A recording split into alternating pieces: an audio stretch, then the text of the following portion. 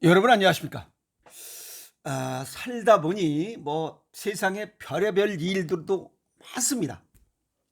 근데 아주 간단하게 관심만 좀 가지면 얼마든지 예방할 수 있는 그런 사항들입니다. 이제 한 70이 넘어서 이게 집에서 넘어지든 어서 자꾸만 넘어지신다면 그냥 무심코 이렇게 넘기지 마시고 가서 이 뇌검사, 이 심뇌혈관, 주로 뇌혈관 검사를 꼭 한번 받아보세요. 왜냐하면 뇌경색이 진행이 되면 나이 드신 분들이 그냥 넘어지시고 그런 걸 그냥 우습게 생각하십니다. 이러다 말겠지. 옛날에도 그랬는데 그건 큰 화를 부릅니다. 그래서 70이 넘어서 넘어지면 일단 뇌경색 의심하시고 검사를 꼭 받아보셔야 재앙을 막을 수 있습니다. 두 번째는 여기 이 눈꺼풀하고 여기 목에 쥐젖이 많이 나는 사람들, 그건 레이저로 쥐젖이 그거 되는 게 아니에요. 그거는 아주 동양의학적으로 아주 극심한 스트레스를 받으면 여기 목 주변과 이 요 눈꺼풀인데 거기에 그 쥐젖이 생깁니다. 그걸 레이저로 찢어봐야 안 됩니다. 또 생겨요. 그러니까 스트레스를 줄여야 된다.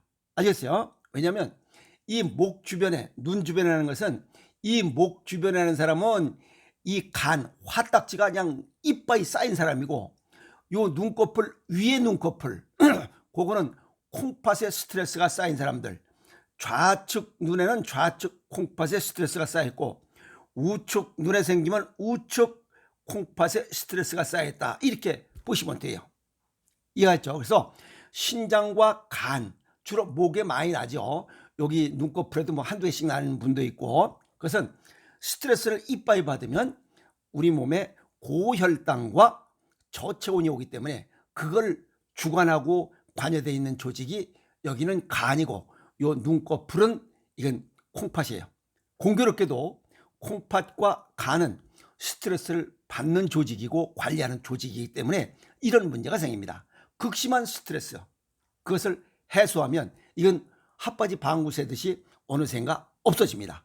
그걸 레이저로 지지고 무엇이 그건 안 됩니다. 아시겠어요? 자, 오늘 무슨 얘기냐면, 평상시에 별거 아닌 것처럼 생각했던 것들이 굉장히 무서운 화를 부르는 이 폐동맥 고혈압에 관한 이야기입니다. 아무 이유 없이 평상시에 잘 살았는데도 불구하고 숨이 찹니다. 근데 병원 가서 건강검진해도 특별한 원인이 나오지 않습니다. 그것은 폐동맥 고혈압을 의심하라 하는 겁니다. 이 폐동맥 고혈압은 굉장히 무서운 질환 중에 하나입니다. 5년 생존율이 71.8%, 보통 우리가 암 이 질환에 대한 5년 생존율은 73%입니다. 근데 그거보다 더 낮다는 거예요. 71.8%. 폐동맥 고혈압은 71.8%, 암 환자 5년 생존율은 73%. 그래서 암보다 더 무서운 질환 중에 하나입니다. 이해했죠? 엊그저께죠. 29일 심사평가원 심평원에서 폐동맥 치료를 받은 환자 현황을 보니까 2020년도에 3,175명, 2024년도 작년도에는 3,852명이 폐동맥 고혈압으로 진료를 받았어요. 그런데 우리 국내 약 50만 명이 있을 것으로 추산해요. 그런데 나머지 49만 한 7천 명 정도, 49만 6천 명 정도가 그냥 별것 아닌 것처럼 생각하고 그냥 병원을 안 찾고 있다는 사실.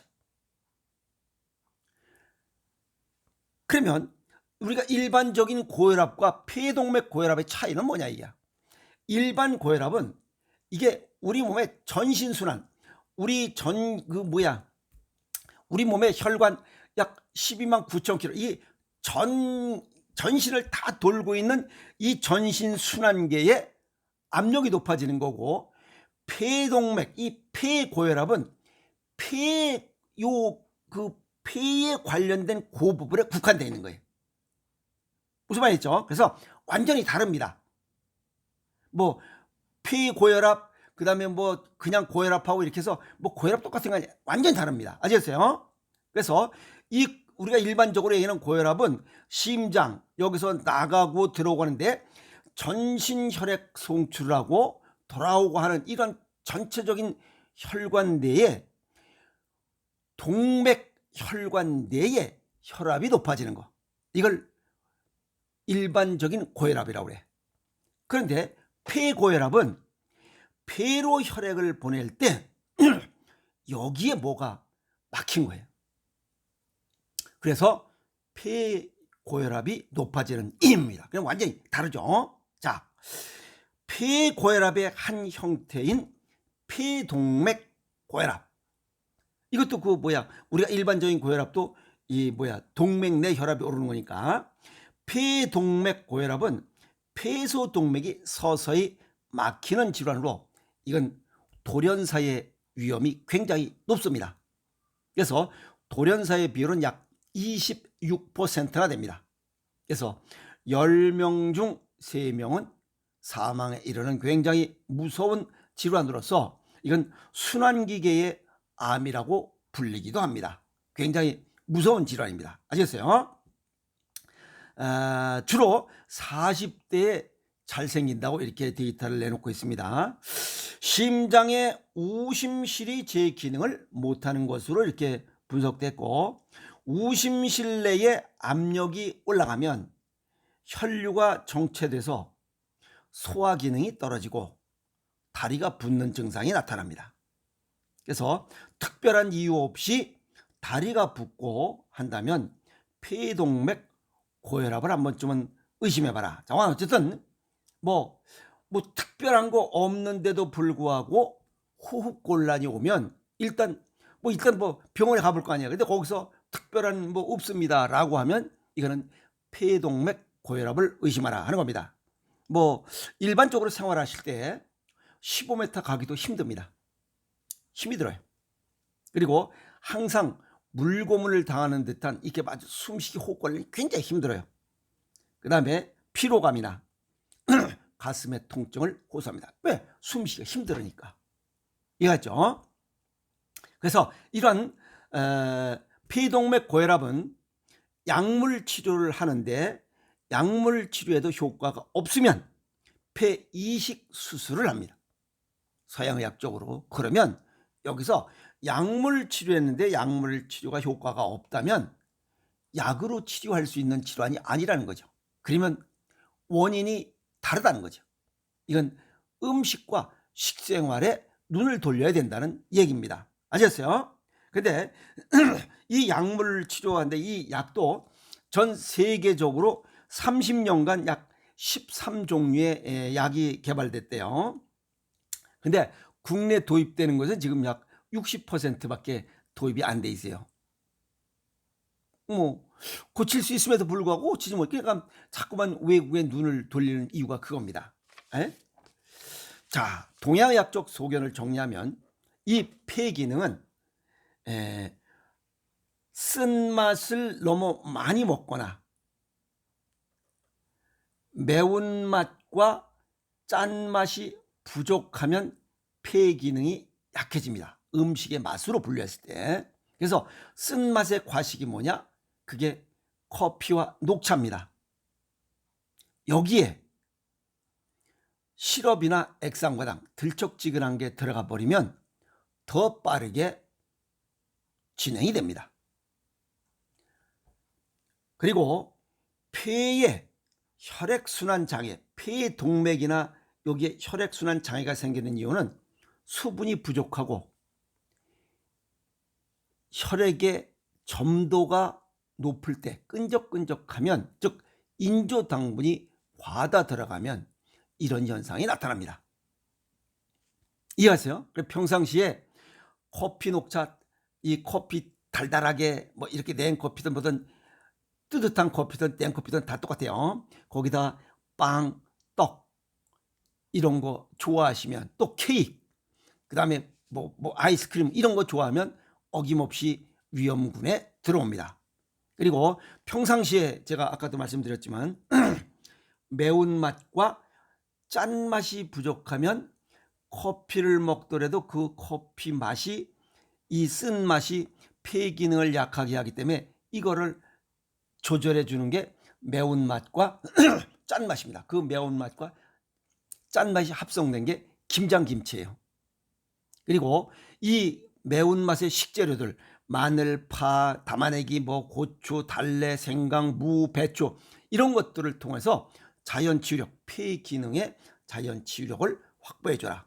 그럼 이게 결국 김장김치는 식이섬유가 풍부한 거잖아요. 그래서 식이섬유를 많이 먹어서 장내 미생물의 수와 종류를 늘려서 어떤 문제점이 있으면 바로바로 복구하는 그런 시스템을 가동시켜줘야 된다 하는 거고, 그래서 식습관 개선으로 이 폐동맥 고혈압을 예방하고 치유하는 거지 약물로는 안 되는 거죠. 여기 아까 얘기했잖아요. 약물로 안 되면 폐이식 수술을 해야 된다. 얼마나 불편한 거예요. 그래서 폐동맥 혈관 내의 경화 현상 구독하는 거죠. 동맥경화 진행되는 거죠. 이런 것은 인조 단맛과 지방이 많이 들어간 거예요.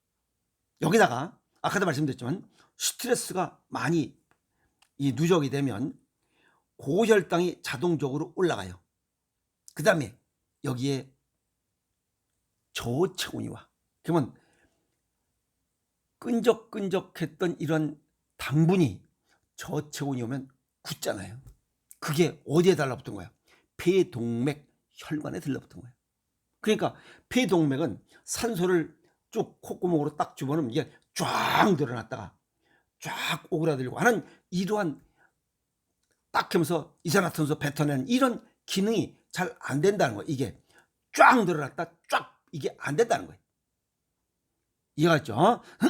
그래서 고혈당과 저체온, 그 다음에 인조 단맛과 지방 이런 것들이 합성돼서 폐동맥 기능을 약하게 해서 폐동맥 고혈압 생성하고 위험이 높아진다 하는 겁니다. 그래서 살다 보면 다양한 질환이 발생할 수 있어요. 그 다양한 질환이 발생하는 원인은 전부 내가 먹는 음식 때문에 그래요. 근데 그런 생각 없잖아요. 근데 우리 몸이 얼마나 기가 막히냐 이게. 그 아무 생각 없이 먹어지키는 것도 다 정리하고 뭐 다 소화하고 합니다. 근데 그게 한 40-50년 쓰면 이제 고갈되는 겁니다. 노력했는데 고갈되는 거예요. 그래서 최소한 우리 몸속에 있는 파이지스 자연 치료력을 방해하지 말자는 거예요. 훼손하지 말자는 거예요. 그 자연 치료력을 훼손하고 방해하는 것이 가장 게 소염 진통제요, 항생제, 그다음에 기타 약물이에요.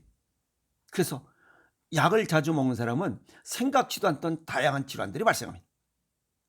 240여 종의 질환이 언제든지 발생할 수 있는 그런 소질을 갖고 있다. 그래서 약을 끊어야 병을 고칠 수 있습니다. 알겠어요? 살다 보면 뭐 여러 가지만 발생할 수 있으나 즉 발생 즉시 원인을 찾고 원인을 제거하는 노력을 해야 됩니다. 원인을 제거하는 노력은 그 원인이 바로 식습관과 생활습관 잘못에 있다는 겁니다. 식습관과 생활습관을 개선하라는 노력, 그게 원인을 제거하는 노력이에요. 약으로 치료가 안 되면 폐이식 수술밖에 없다.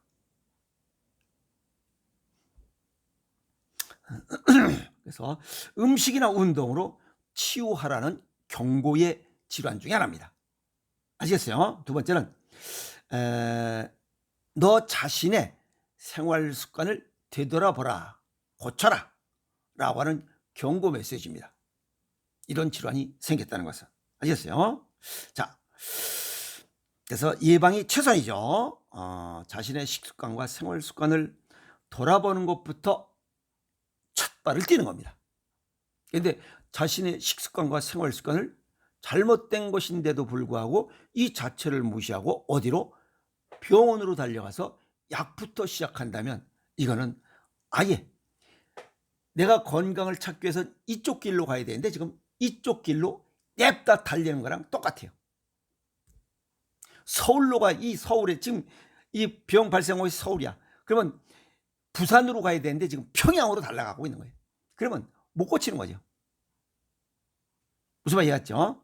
그래서 자신의 식습관과 생활 습관을 돌아보는 것부터가 원인을 제거하는 노력입니다. 그 노력 없이는 이런 질병들을 예방하거나 치유할 수 없습니다. 그래서 살다 보면 질환이 발생할 수 있으니 예방이 최선이지만 살다가 병이 발생했어. 그럼 즉시 자신의 식습관과 생활 습관을 돌아보고 시작하자 하는 겁니다. 그래야 건강을 지킬 수 있습니다. 아시겠어요?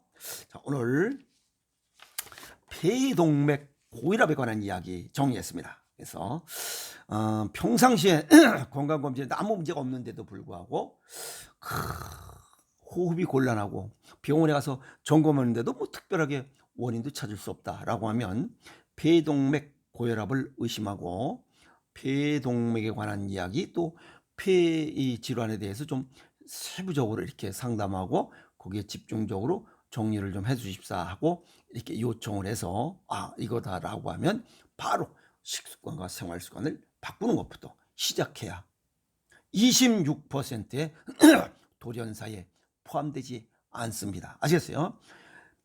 돌연사에 포함이 되면 아까운 시간입니다. 아쉽습니다. 아시겠어요? 오늘 폐동맥 고혈압에 관한 이야기 정리했으니 한번 자신의 식습관을 돌아보고 야 이건 아니다 라고 했으면 식습관과 생활 습관을 서서히 바꿔서 이런 무서운 질환에서 이 순환기계 암이라 불리는 이런 폐동맥 고혈압이 발생하지 않도록 예방하는 그런 지혜를 가지세요. 아시겠습니까? 오늘 무서운 이 암보다 더 무서운 폐동맥 고혈압, 순환기계 암이라 불리는 이런 질환에 대해서 정리했으니 이런 무서운 질환이 발생하지 않도록 노력하세요. 아시겠습니까? 예방이 최선입니다. 화이팅!